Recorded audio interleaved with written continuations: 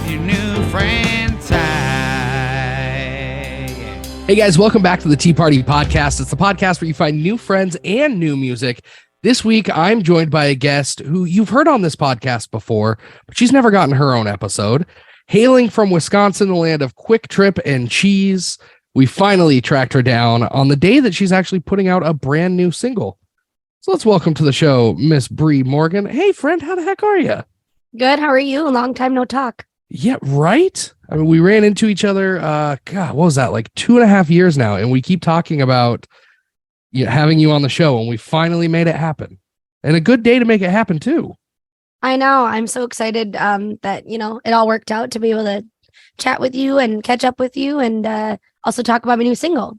Yeah, I'm excited to talk about that, and we'll tee off with Bree next. It's time to tee off with Ty. Here comes the first four. Okay, here we go. First question of our first four, just 4 questions to kind of get to know you a little bit. Would you rather be the funniest or the smartest person in the room, and why? Oh, that's hard. These ones make you think. I think I would rather be the smartest. I think I'd rather be the smartest person in the room. Because I feel like you can talk to anybody about anything then. You know what I mean? That's true. And sometimes I feel like humor can rub people the wrong way. Right. It's hard to rub the people the wrong way with just information. Right. So if you're the smartest person in the room, you're also probably good at reading the room as well, which I feel like would be really important. Oh, that's a good point. I hadn't thought about that. Yeah, which is really important, reading a room. So like you can really connect with people no matter who they are. Definitely. Okay, here we go. Question number 2. If you could only eat one food for the rest of your life, what would it be? Am I allowed to make it however I want? Oh, absolutely. Oh, I would totally eat chicken for forever. Okay. Any particular style? Nope. I love chicken nuggets. They're still my favorite. My dog, my 95-pound German Shepherd, is literally named Chicken Nugget. So, definitely nugget style, tender style, and then breasts. I would say, wings are probably my least favorite. I know I'm going to get some backlash for it. I do love wings, but I would pick a chicken breast over a chicken wing. Okay. That's fair. I mean, and you can't go wrong with a chicken nug. You just can't. I know. With some Chick-fil-A sauce. Oh, jack it up. Oh, there you go. Okay. Question number 3. What character from a TV show or a movie or a book, any fictional character, would you bring to life and hang out with for a day? Oh, I have never, ever thought about that. Oh, any fictional character, huh? Anybody. You'd be surprised how many people pick a real life character here because they're not paying attention. I'm trying to think of a fictional character.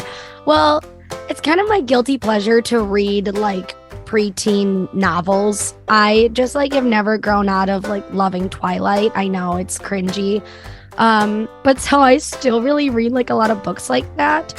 But most recently, actually, I read Run, Rose, Run by Dolly Parton and James Patterson. And I would definitely pick Annie Lee Keyes, who's the main character in that book.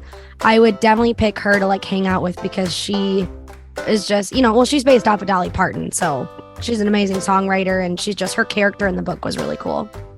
I need to pick up that book. I saw it when it was announced, was that last year at the CMAs. And every time I hear about it, I'm like, I need to read that. And then I just haven't yet, but maybe this is the push. It's super good. And if you can sit down and if you're, not even a super quick reader, but it's an easy read and it's really good. It was hard to put down to, and come back to. I just wanted to finish it. Nice. Okay, here we go. Last question of the first 4. If you could have an unlimited supply of anything, alcohol, tacos, guitar strings, scotch tape, whatever, what would it be?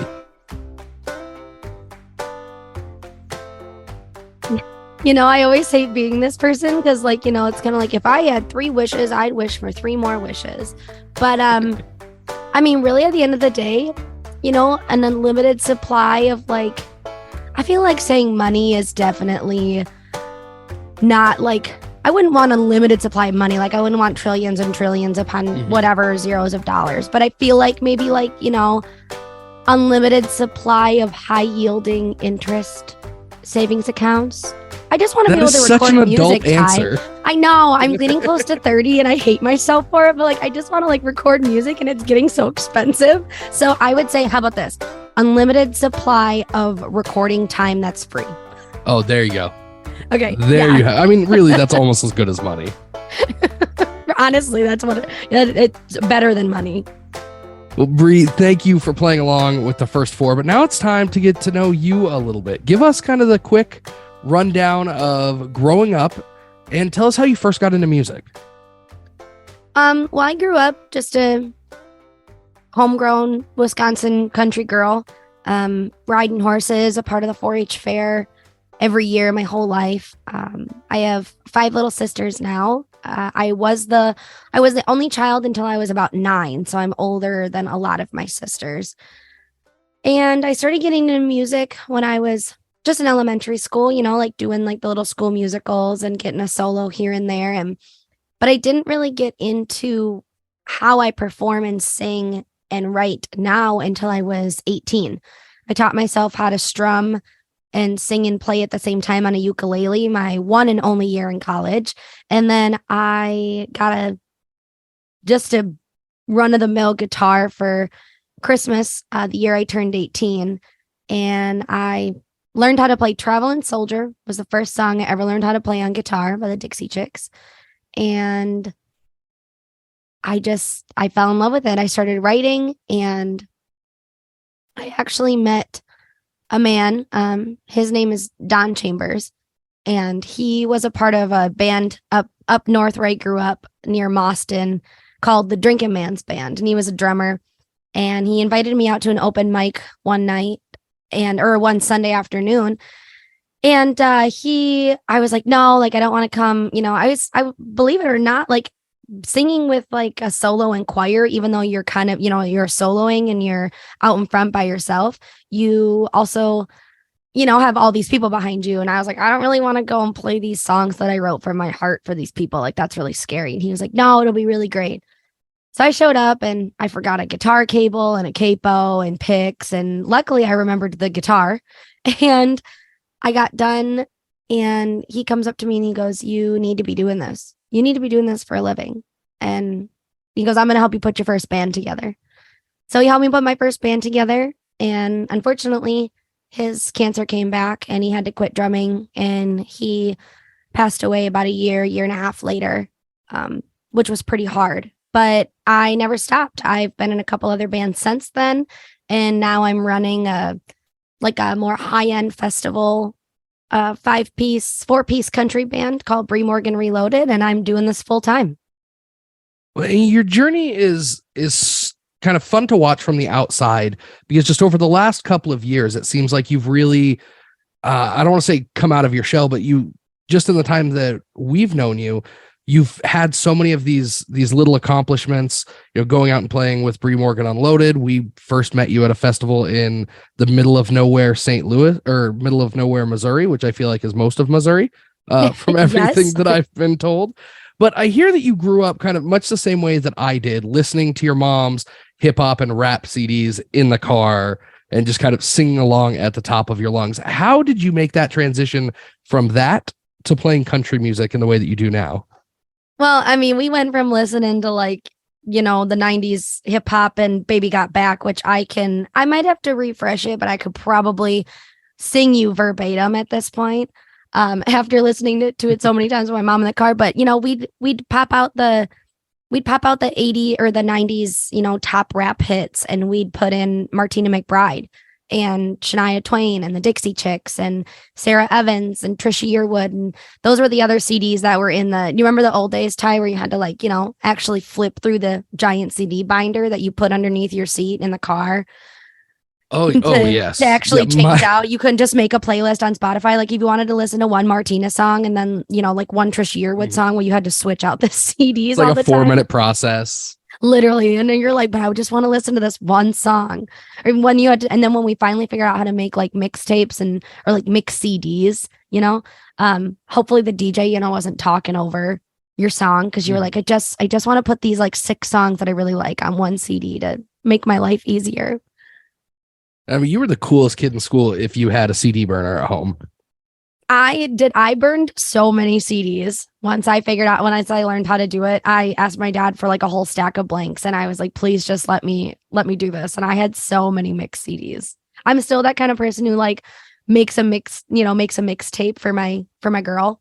I actually did it for her birthday and for Valentine's Day. I made her a little mix EP, acoustic EP, except for I learned how to sing and play them myself instead of just copying down the recorded version. I mean, that is the perks of being a musician yourself, right? Yes. You can just go and do that. Well, I think that's a good time to kind of move forward in your journey. You've had a few important people along the way, like you just mentioned, but one of them being Amanda, who, if anybody's seen you at your shows, they've seen her, helping out, kind of being your roadie or tour manager or whatever title that she wants to take on that day. Most recently, that title was fiance. So congratulations to you two, by the way. Thank you very much. But give us the story about how you two met, because you guys clicked like right away. We did. She is she is just literally my most favorite person in the entire world for so many reasons. But I actually met her through one of my photographers who has shot a lot of my album cover art and has shot a lot of my promo photos. My good friend Mary was dating a gentleman, and that gentleman actually was doing crew work for another band I was in at the time. And he started dating Mary and was like, hey, my girlfriend shoots photos. Would you mind if she comes and, like shoots the band or whatever? And I was like, yeah, absolutely. So we had her come and shoot, and she did a fantastic job. And I started hanging out with Mary a little bit. And then so a bunch of her friends started coming around. And one of those friends was Amanda. And fast forward to the year of 2020, unfortunately, COVID hit and we didn't have a lot to do. And one day Mary just invited a few of us over for some drinks on the, outside in the backyard. And Amanda was going to be there. And she was like, tell me everyone's going to be there. And I said, well, who's Amanda? She was like, Bree, you've met her like 6 times. And I was like, well, I can't. And she was like, you'll know her when you see her. And I was like, okay, whatever. So we show up, and sure enough, I know who Amanda is. And so we all get chatting. And that was really the start of that was really the beginning of our friendship. And that summer she started traveling with me. That summer she started traveling with me. And we just became best friends. And I was with my ex at the time, and I've never dated a woman before, and it hadn't ever been a thought. And she was my best friend in the whole world though. And then last year, a lot of things changed in my life, not only with my past relationship, but then, I started really seeing I was like, wow, she is a fantastic person. She literally goes to the ends of the earth for me more than anyone in my life ever has. And I was like, I wonder if there's something more there. And there was. So I ended up ending my 5-year relationship, and I just fell in love with my best friend. And it's the best thing that could have ever happened to me. And they always say the best relationships start as a friendship. And that's so true for you guys. And just watching all of your adventures is so much fun. You guys were just in Mexico. Was that last month? Yeah, we went there for spring break. We usually go down to Florida, but since the hurricane took some of that out, we decided to, go somewhere else this year. And I feel like this is a good time to circle back to the first time that you and I met, because Amanda actually plays a pretty big role in that story. We were at Freedom Jam outside of St. Louis. It was an all-day festival showcasing, a ton of great artists, a great cause, including yourself. But when Travis, our producer, had been kind of going out and grabbing all of the artists, he was finally able to track you guys down. And just as he did, a storm had kind of started rolling in. And we're from the West Coast. A storm here is like a little bit of rain, some clouds. It lasts for a long time, but it's nothing too bad.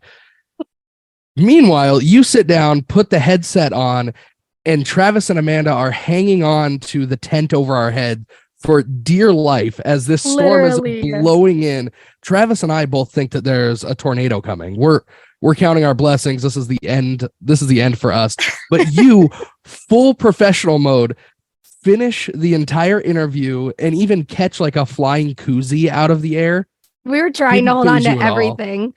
I know you and Travis were like, oh no, what is happening? And you were like kind of looking at me and I'm like, let's just keep talking. Like This it's is just normal for you. yeah, like it's the Midwest. Like this is what happens. Amanda's like holding down to the tent and got a beer in one hand still. And it's, and the thing is, Ty, is like, she's just like that all the time. Like she jumps in to help and is just there all the time for anybody. And she also cracks me up while she does it, because literally I think she did still have a beer in her hand while she was holding the tent She down. most definitely did. And then they lowered it kind of around us, and we finally decided, okay, maybe it's time to wrap up this interview, and we'll do it again soon. And then soon ended up being like 2 years later.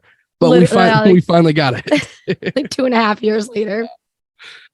But let's turn and talk about your music a little bit. And I hate this question, but I feel like it's important. If you had to describe your sound or your style to somebody who had never heard you before, how do you describe it to them? It's changed a little bit over the last couple years, as any artist hopefully does, evolve in their craft and in their personality and in themselves. I would say now it's definitely, well, you had kind of made the comment about like watching me not necessarily like maybe like come out of my shell and like really find who I am as a person. And I've really started to I've always been a pretty like, no, I don't know. Can I swear on this podcast? Absolutely. Okay. I'm always a pretty no fucks given kind of person, but sometimes I still get, self-conscious and whatever. And I've definitely grown into really just not caring and just being who I am and loving who I love. And it's been really freeing. And I feel like the music that I've put out recently is very like that. Miranda Lambert is my idol till the end of time. So I always tell people that, I kind of have her kind of style. Ashley McBride is also like just a really good storyteller. And I do a little bit of that like talk singing sometimes in some of my songs. And then I always tell people, obviously, like take the 90s, add a little tiny bit of pop, because the 90s country was starting with pop. And you think about Shania Twain, definitely, and stuff like that. So my style is definitely no fucks given, songwriter, and fun. I like it. That's a great way to describe it. And people don't have to wait too long to hear that style, because we've got a couple of songs for them to listen to today. The first one is not your brand new single. This one's a song called Dear Cowgirl. You released it last year, and it quickly became one of your more popular songs, if not your most popular song. Give us the story behind this, because I can tell that there's kind of a real personal story here. Yes, Dear Cowgirl is definitely my most popular song, and also probably my favorite song I've written so far. It definitely, like I said, it takes a lot to really love yourself, especially when you're in a career that is in such the spotlight all the time. And as a woman in the music industry, a lot of my worth that people put on me is based on looks. And it is what it is. It always has been. It's going to be really hard to change. It's just the community and how it is. And sometimes I feel like for all women that they just get really judged on, like, is she put together today? How pretty is she? Doesn't matter that they've worked 2-3 jobs at a time. And, both my mom and my stepmom and a lot of women that I've known have just worked their asses off and then taking care of the families on top of it. And they're always just judged on like, wow, like, have you showered yet today? And that's not what matters. Like, so the whole part that even the line in the song is, a woman's worth is based on how pretty she can be. How about we make it based on the badass underneath? Because it doesn't matter what they look like on the outside, but it's how you are in the personality and what you've done with your life and what you've overcome. And so that's where Dear Cowgirl came from. I saw the title on a poem a couple years ago, and I just really loved the words Dear Cowgirl. And I never go home and write after a show. I'm usually pretty tired, but I got home and I was like, I have to write this song. And Dear Cowgirl was born in less than a day. Oh, I wow. did not add the bridge until the studio, though. I was working with one of my producers, and he was, Bree, I really love the song. He goes, but it's missing something. And I said, I felt like it was missing something too. Like it really needed a bridge, but I wasn't sure. And he goes, we'll work on the demo a little bit more. He goes, you go over there and see what you can write. And I came back with the bridge, and he was like, that's exactly what it needed. So the bridge was born in studio, but Dear Cowgirl overall was written in about a day, and it's still one of my favorite songs. And it's so, I mean, I have women that are just crying when I sing it at my show, and I can't look at them because I'll just start bawling. I'm like, I can't watch you while I sing this song. But it also makes my heart so happy because I know I wrote it obviously a little bit for me, but I'm so happy that it actually touches the people that I wanted it to. Let's give everybody a chance to listen to this one. It's called Dear Cowgirl by Bree Morgan. Dear cowgirl, I know times are hard. Nobody ever said life was a walk in the park. You've lost some sleep and raised a family, worked 2 jobs or 3 and kept the house clean. A woman's worth is based on how pretty she can be. How about we make it based on the badass underneath? Dear cowgirl, you're strong. You look fate in the face each day and tell it that it's wrong. Dear cowgirl, you're smart. Nobody's ever met a woman with a bigger heart. You'll fight and claw and scratch your way in the place you need to be. Nobody can stop you. Dear cowgirl, keep riding on. Pushed around and dragged down, left you with scars. You've kept your head held higher than the clouds when it would have been easier to be beaten down. A woman's worth is based on how pretty she can be. How about we make it based on the badass underneath? Oh, dear cowgirl, you're strong. You look fate in the face each day and tell it that it's wrong. Dear cowgirl, you're smart. Nobody's ever met a woman with a bigger heart. You'll fight and claw and scratch your way in the place you need to be. Nobody can stop you. Oh, dear cowgirl.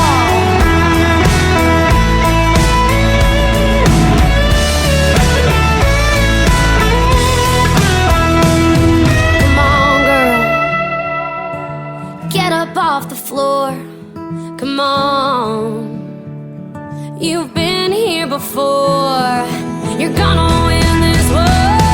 Dear cowgirl, you're strong. You look fate in the face each day and tell it that it's wrong. Dear cowgirl, you're smart. Nobody's ever met a woman with a bigger heart. You'll fight and claw and scratch your way to the place you need to be. Nobody can stop you. Oh, dear girl. Oh, dear I know times are hard, dear cowgirl. Keep riding on. A bit of an inspirational one there from Bree Morgan. It's called Dear Cowgirl. And I think this is a perfect time to talk about your songwriting a little bit. You touched on it a little bit before the song, but your songs always feel like they've got a really personal story behind them. And obviously Dear Cowgirl is no different than that. But what does your writing process look like? Obviously, you're not writing after shows, but do you typically have like a dedicated time that you sit down to write, or do you just kind of write as things come to you? I would love to tell you that I have a great schedule and I stick to it and I write every single day. But it just does not work like that. I'm sure you talk to a million artists that are like, yeah, I write sometimes every day for 2 Never. weeks. Sometimes I don't write for 2 years. Like, definitely do not have a set schedule. I'm very much I need to write when it comes to me. Even if it's just jotting down the lyrics in my phone or humming a melody into my phone.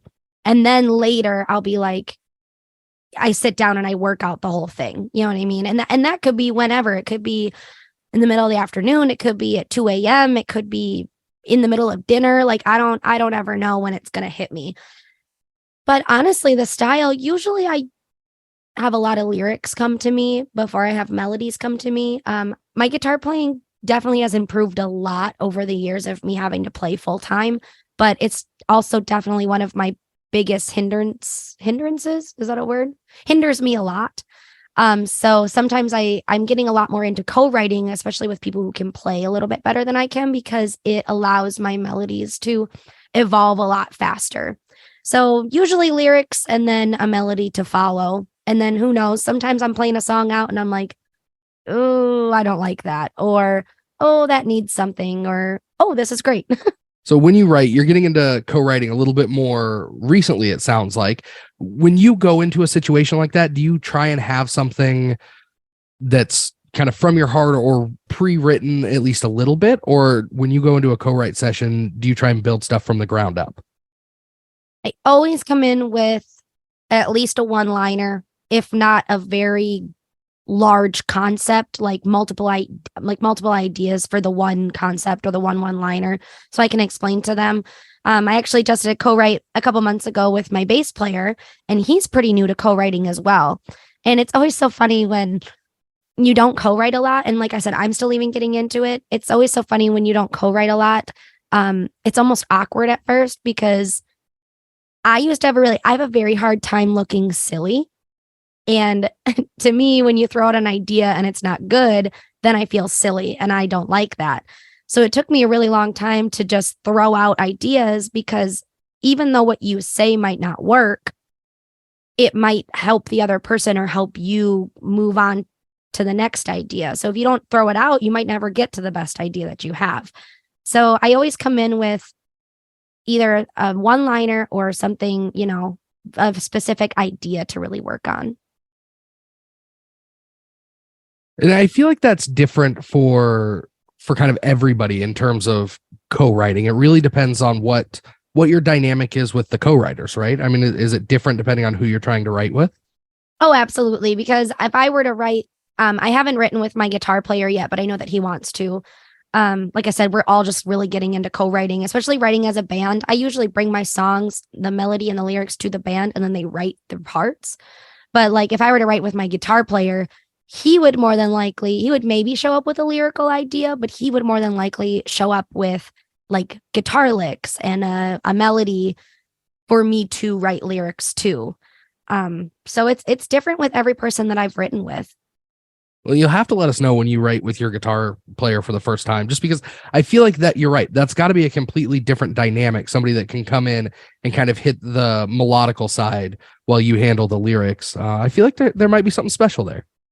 The only hard thing about playing with people who can play guitar really well is I have a hard time playing the songs by myself later. That's fair. I'm like, you played way too many chords. I'm like, I need cowboy chords, like 3 chords and the truth. This is what we're going for, you guys. Nice and simple. Well, we've got another song for everybody here. This one just dropped today. It's called Strong Men. Give us the story behind this one, and then tell us what the writing process was like.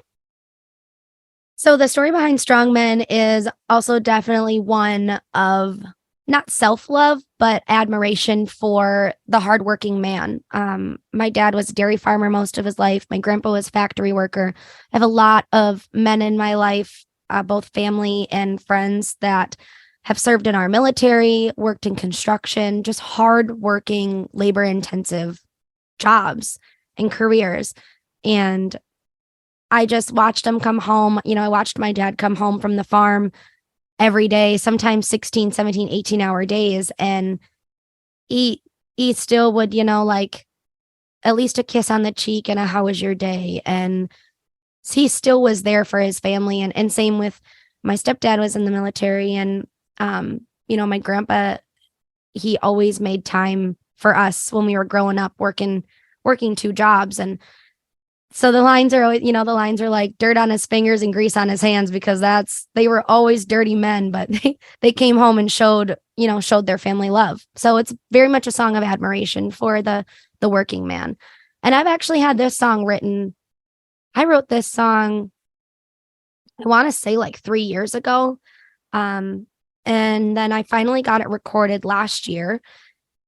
And I had, you know, I wish I could tell you the exact thought process on like where this song started. I do know that I wrote most of it sitting down in Nashville, at the lake, not the lake, the pond that's like right by the Parthenon thing down there. Oh yeah. I don't know the name of the park, but I just went there to like grabbed a blanket and went there with my guitar to like have some peace and sit and write when I was down there for a trip one time. And I just had the idea and started rolling with it. I wrote most of it there. And then also when I got to the studio last year for this song, it didn't have a bridge. I was very against bridges for some reason. Like Dear Cowgirl, I was like, oh, it's done. And then I added a bridge. And then Strongman, I was like, oh, it's done. And then my producer was like, no, it's not. And I was like, cool. So kind of the same concept. He pushed me over to the corner and he was like, go write a bridge, Bree. And I was like, okay. And this bridge is probably one of my favorite bridges I've ever written. He was like, because he told me, he was like, the song's great, but we don't know who it's about. Like, you know who it's about because you wrote it, but they don't know who it's about. And I was like, okay, very provoking. Thank you.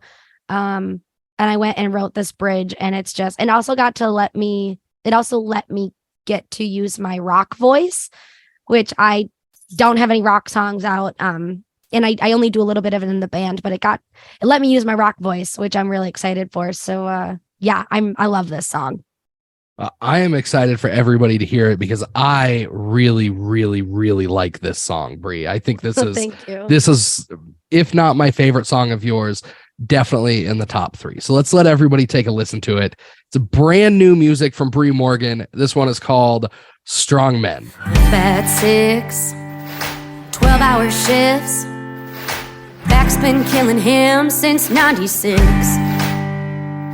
Says he's been dying since the day he was born, but a strong will keeps death from knocking on his door. He's a strong man with a farmer's tan, dirt on his fingers and grease on his hands. Not afraid to work digging deep in the dirt, still makes time for loving on her. Ain't too many lift like that. He's one of the strong men.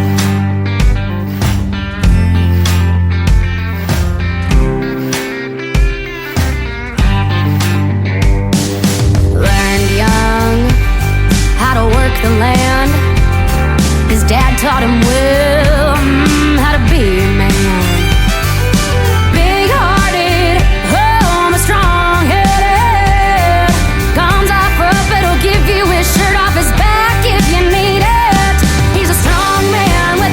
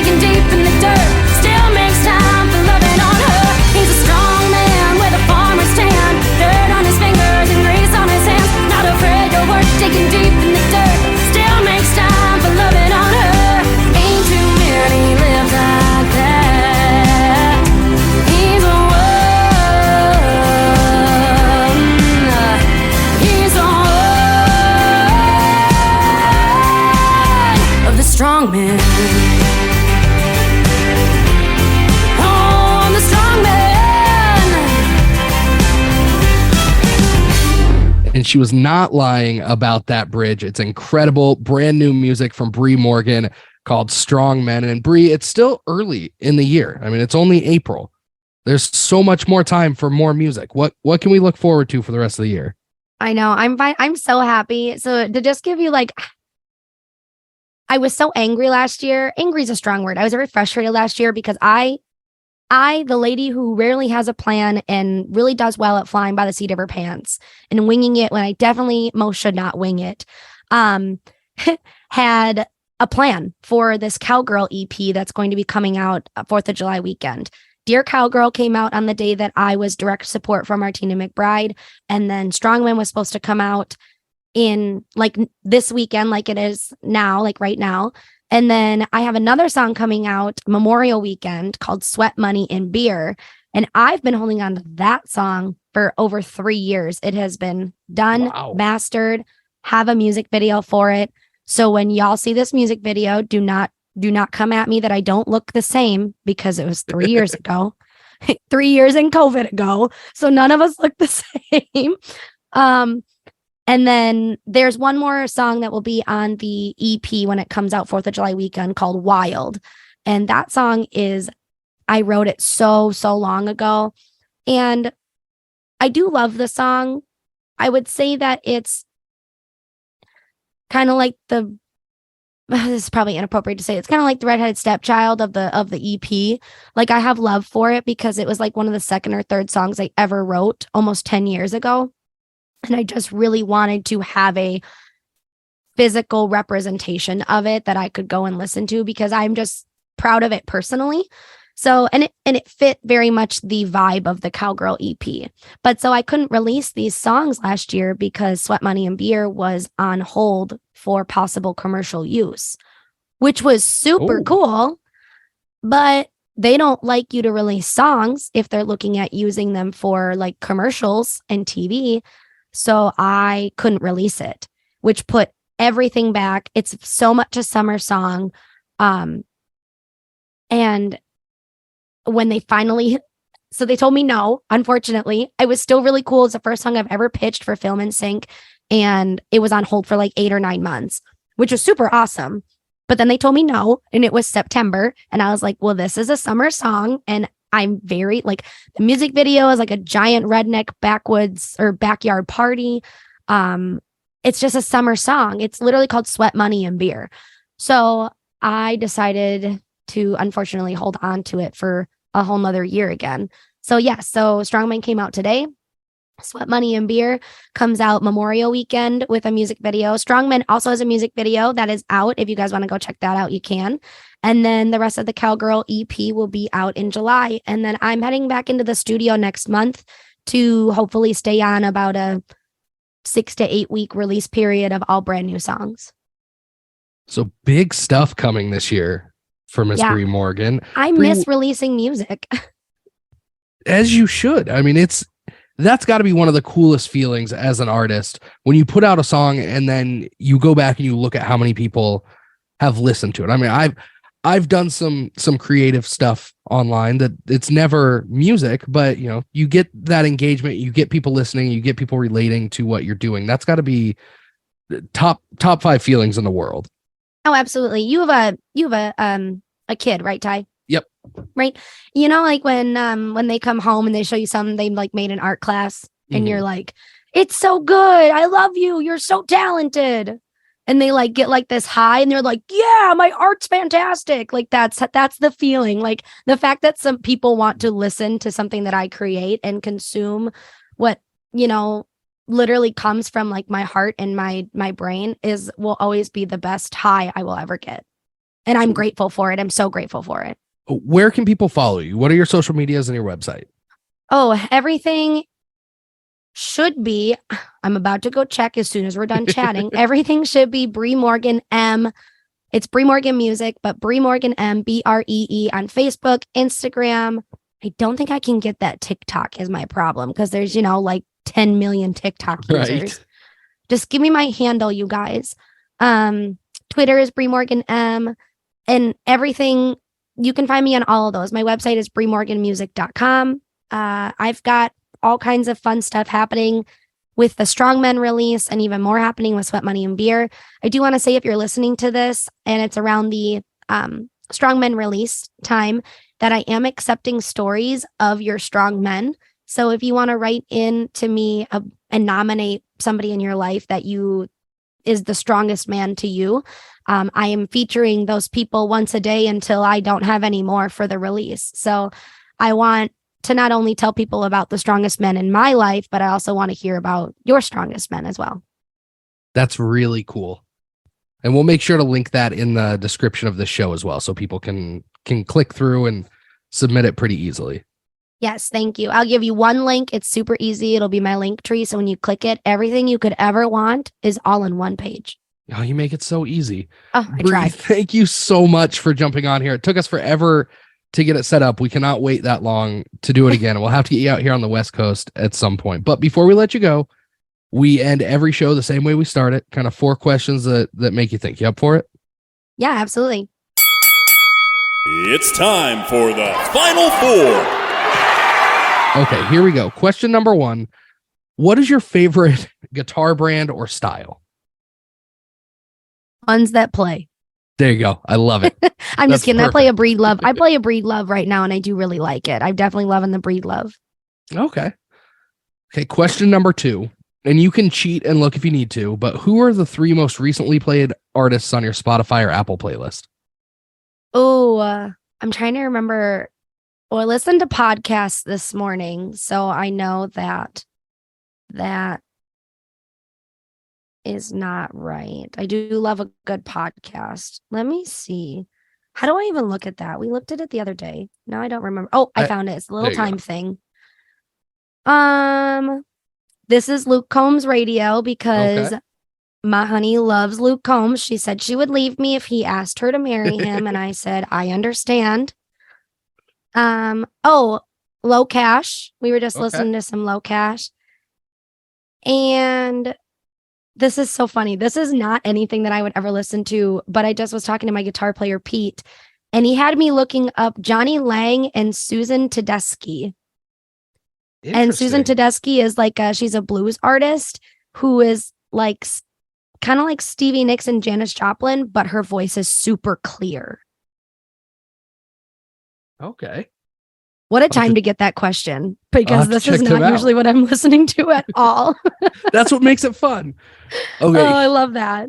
Here's a question that I know Travis is going to be excited to get the answer for. What is your favorite Quick Trip snack? Roller Bites. Oh, you're all ready. the way. Roller Bites are, when they don't have them, I get really upset. I've never been to a Quick Trip, and we heard about it when we talked to you guys, and now every gas station I go into, regardless of how cool it is, regardless if it's a truck stop or just a corner store, I'm like, oh man, I bet you Quick Trip is cooler than this. Yeah, Quick Trips are the bomb. They have everything you want. They're clean. The employees are always so nice. Like, Quick Trip is the end all be all of all gas stations. Like, everyone should aspire to be a Quick Trip. There you go. I love it. That I feel like we should just end the show on that. Everybody should aspire to be a Quick Trip. Aspire to be Quick Trip. Yes. Okay, last question, and take as much or as little time to answer and think about this as you want. But if you could pick one thing for people to take away from your appearance on this show or from your music in general, what would it be?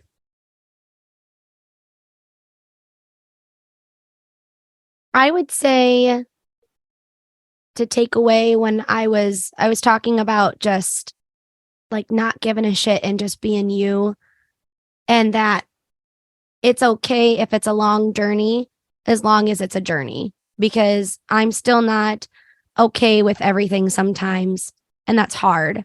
But being a musician and opening my heart to people all the time has definitely taught me a lot about just self-love and like accepting yourself and just being who you want to be. And, you know, in my case right now, like being with who you want to be, starting to date my best friend, and, you know, now my fiance, was an interesting journey, especially with, you know, sometimes the demographics that I tend to have. But turns out that, you know, I wasn't really overly worried. Amanda was a little worried, but turns out we were worried for nothing, because people love you. People love you at the end of the day, no matter what. So definitely take away. I know we're really pushing my strong men song, but I still really love Dear Cowgirl and the whole concept of just love who you are as a person. I love it. That is a great way to end the show. Love who you are as a person. Bree, thank you so much for jumping on here. Congrats on the new release, and we're looking forward to that new music. Thanks so much for having me on the Tea Party Podcast, Ty. I appreciate it.